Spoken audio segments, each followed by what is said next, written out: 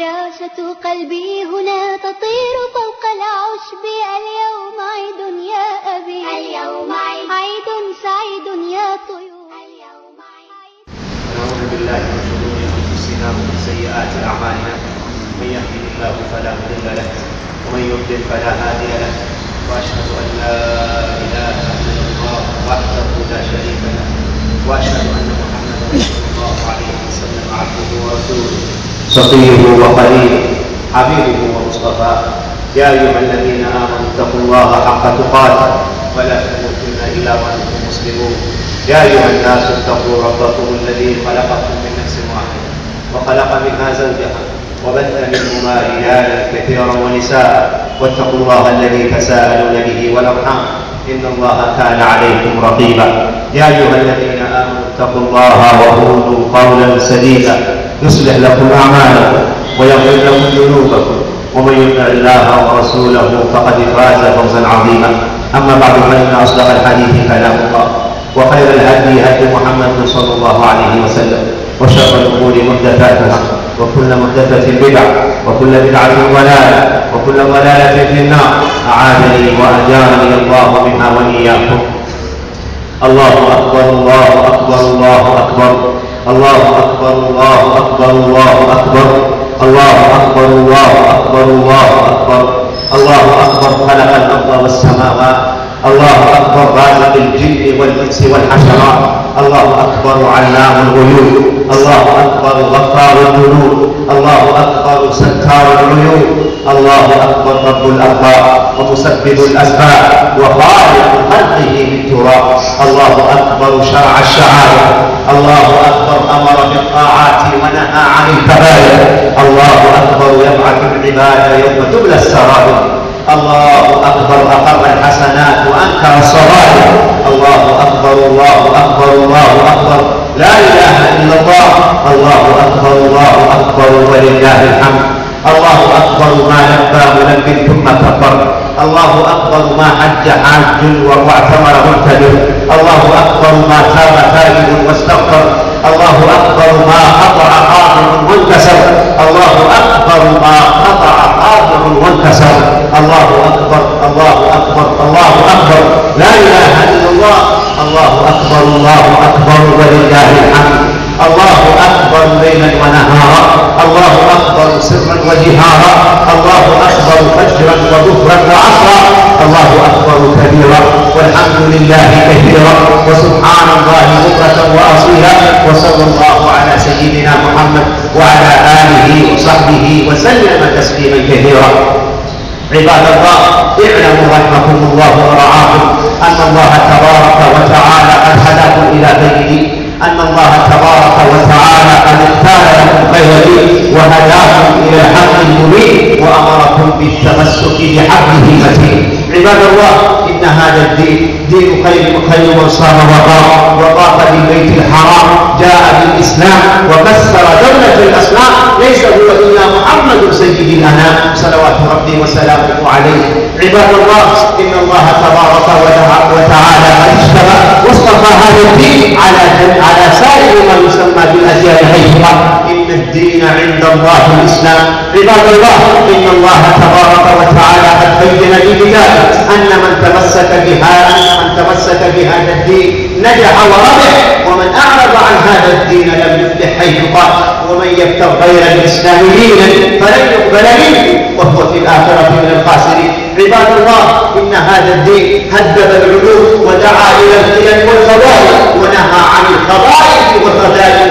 إن هذا الدين دين الأنبياء والصالحين والأتقياء، دين الأولياء والمؤمنين والأنبياء. إن الله تبارك وتعالى رب هذا الدين. قال الله رب السماوات والأرض ونبيها قد جاءكم من الله نور وكتاب مبين ووحيها وكتابها نور وكذلك أوحينا إليك روحا من أمرنا ما كنت تدري ما الكتاب ولا الإيمان ولكن جعلناه نورا نهدي به من نشاء من عبادنا وإنك لتهدي إلى صراط مستقيم وهي ذاتها نور. الله تبارك وتعالى بين فقط أفمن شرح الله صدره للإسلام فهو على نور من ربه فويل للقاسية قلوبهم بذكر الله أولئك في ضلال مبين. عباد الله، صح عن النبي صلى الله عليه وسلم في خبر صحيح أنه قال: والذي نفس محمد بيده لا يسمع بي أحد من هذه الأمة يهودي ولا نصراني ثم يموت ولم يؤمن بالذي أرسلت به إلا كان من أصحاب النار.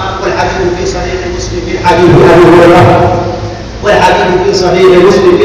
أبي هريرة فقد بين النبي صلى الله عليه وسلم في هذا الخبر الشريف الطيب الظاهر أن الإسلام ينجي صاحبه وينقذه من النار، وأن الكفر يورث الكفر ويورث الهوان والذل والخسران في الدنيا والآخرة. عباد الله، تمسكوا بهذا الدين وتمسكوا بوحيها المبين، فلقد قال النبي صلى الله عليه وسلم، فقد صرح النبي عليه الصلاة والسلام ووضح ذلك حيث قال: تركت فيكم ما إن تمسكتم به لن تضلوا بعدي كتاب الله وسنتي. كتاب الله وسنتي، من تمسك بهما لن يضل إلى الأبد، من تمسك بهما وصل، ومن أعرض عنهما ضل، بنص القرآن وبنص الأحاديث الثابتة عن رسول الله صلوات ربي وسلامه عليه. فاشكروا الله على هذه النعمة، فاشكروه على نعمة الإسلام والإيمان قائلين: الحمد لله الذي هدانا لهذا وما كنا لنهتدي لولا أن هدانا الله. الحمد لله الذي هدانا لهذا وما كنا لنهتدي لولا أن هدانا الله. واسألوا ربكم الثبات حتى الممات، واسألوا الله الثبات حتى الممات، ابتداء بالأنبياء والأنبياء. فهذا يوسف عليه وعلى نبينا الصلاة والسلام يدعو ربه ويناديه فيقول: توفني مسلما وألحقني بالصالحين. عباد الله، إذن اسأل الله تبارك وتعالى الثبات على هذا الأمر العظيم وعلى هذا المنهج المستقيم. الله أكبر الله أكبر الله أكبر، لا إله إلا الله، الله أكبر الله أكبر ولله الحمد. اعلموا رحمكم الله ورعاكم أن الدين لا يستقيم إلا بالتوحيد، وقد صرح الله تبارك وتعالى في كتابه فقال: واعبدوا الله ولا تشركوا به شيئا، لا تشركوا مع الله أحد، فإنه لا ود ولا ند لله تبارك وتعالى. فلا تشركوا مع الله أحدا، لا ملك مقرب ولا نبي مرسل تنالون بإذن الله أجرا، ولا شك أنكم تجدون بذلك خيرا. عباد الله، قال النبي صلوات الله وسلامه عليه مستفسرا موضحا معلما مبينا في يا معاذ: أتدري ما حق الله على العباد وما حق العباد على الله؟ فأجاب معاذ تأدبا: الله ورسوله أعلم. فقال عليه الصلاة والسلام: حق الله على العباد أن يعبدوه ولا يشركوا به شيئا، وحق العباد على الله ألا يعذب من لا يشرك به شيئا، وحق العباد على الله ألا يعذب من لا يشرك به شيئا. فتمسكوا بالتوحيد، فهو المنهج المستقيم، وهو طريق الصالحين من الأنبياء والمرسلين. فهذا يوسف عليه وعلى نبينا الصلاة والسلام يعلم صاحبه بالسوء، يخاطبه فيقول له: واتبعت ملة آبائه إبراهيم وإسماعيل ما كان لنا أن نشرك بالله من شيء، ذلك من فضل الله علينا وعلينا ولكن أكثر الناس لا يشركون.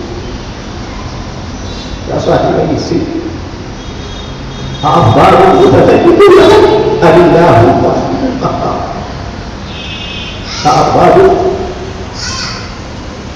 أأرباب متفككون خير أم الله الواحد القهار؟ ما تعبدون من دونه إلا أسماء سميتموها أنتم وآباؤكم ما أنزل الله بها من سلطان، إن الحكم إلا لله، أمر أن لا تعبدوا إلا لله، لا تكذبون، أمر أن لا تعبدوا إلا لله، ذلك الدين القيم. ولكن أكثر الناس لا يعلمون.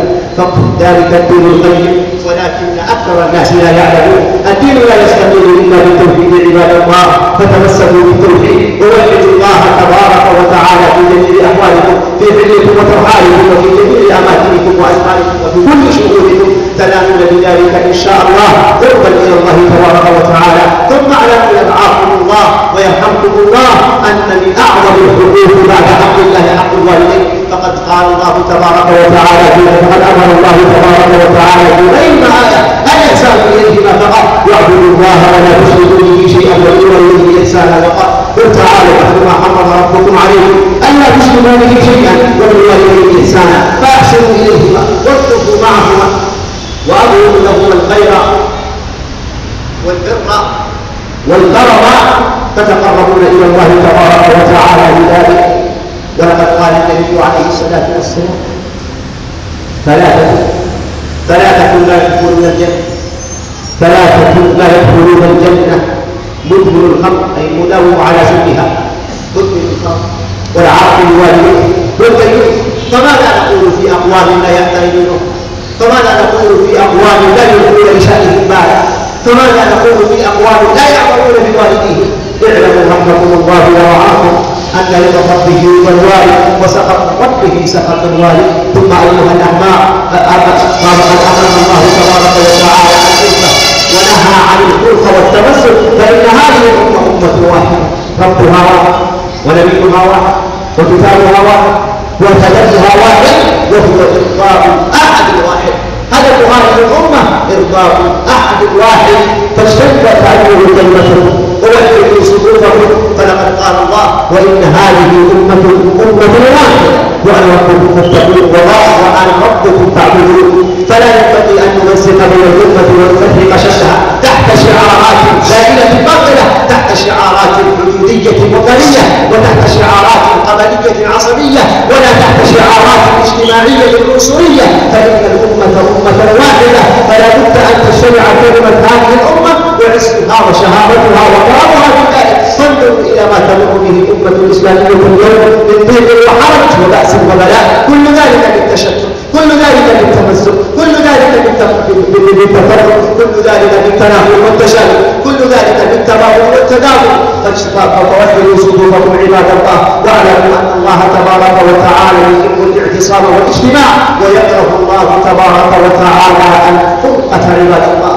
ثم ايها الاحباب هذا يوم عظيم يوم الإضاءة شرع الله تبارك وتعالى لعباده في هذا اليوم أن يظهروا الفرح والجنون والبهجة والسرور ويقدموا الأضاحي. فالله أكبر ما ضحى ضاح ونحر، فالله أكبر ما ضحى مضح ونحر، الله أكبر ما رمى من الهجر. عباد الله إن الله تبارك وتعالى أمر في هذا اليوم العظيم أن نتقرب إليه بالذبح فإن الذبح لله لا لغير الله. قال الله قل إن صلاتي ونسكي ومحياي ومماتي لله رب العالمين لا شريك له وبذلك أمرت وأنا أول المسلمين. والله إنا أعطيناك الكوثر فصل لربك وانحر إن شانئك هو الأبتر. وقال عليه الصلاة والسلام من ذبح لغير الله فقد أشرك، من ذبح لغير الله فقد أشرك. وقد جاءت عن السنة عن النبي عليه الصلاة والسلام قولا وفعلا أنه نحر بعد الصلاة لا قبلها ومن نحر قبل الصلاة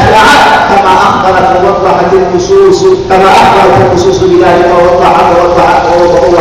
عباد الله تقربوا إلى الله تبارك وتعالى بالأضاحي واسألوا الله تبارك وتعالى أن يعيد علينا العيد أعوام العديدة وأزمنة المدينة. ثم في الختام أتشرف بتقديم أزكى التهاني إليكم، أتشرف وأتفرغ بتقديم أزكى التهاني إليكم. فعاد مبارك عليكم العيد، عيد مبارك وسعيد كل عام وأنتم بخير. تقبل الله منا ومنكم صالح الأعمال. أعاد الله علينا وأعاد الله العيد علينا وعلى الأمة أجمع على تمام الصحة والعافية والنعمة وعدم النعمة بإذن الله تبارك وتعالى. الله أكبر الله أكبر الله أكبر.